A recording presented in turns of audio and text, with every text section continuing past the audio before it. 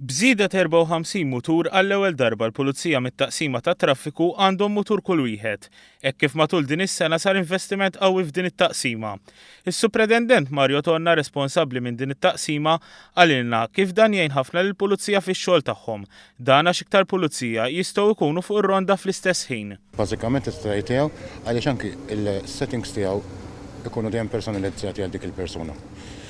Mela apparti li għandna ħafna aktar nies tal-pulizija fit-toroq, anke l-pulizija stess qed jiffranka li jista' jweġġel lilu nnifsu milli kif forsi konna naħdmu li l-muturi jisselfu lil xulxin u ovvjament kull persuna qed tibdillu s-settings tiegħu. Waqt żjara li kien qed jagħmel il-Ministru għall-Internu s-Sigurtà Nazzjonali Carmelo Abela lil membri ta' din is-sezzjoni li ser ikunu fuq il-ħidma tagħhom matul il-lejl tal-miliet, huwa semma kif matul din is-sena kien hemm 22 fatalità ta' traffiku u kif ukoll weġġew 300 persuna fit-toroq Maltin.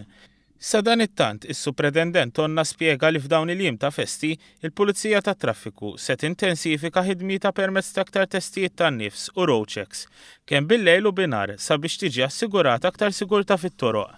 Flimkien mal-taqsima tat traffiku ħajkollu wkoll it-taqsima tal-eli u t-taqsima tal-klib li peress li huma maniġġjati mill-istess section hawn ikunu jaħdmu flimkien biex iktar ikonna forza fit-toroq, attenzjoni lejn is-sewwieqa, edukazzjoni u dejjem nippruvaw nagħmlu xogħolna li nqumu filgħodu mingħajr inċidenti.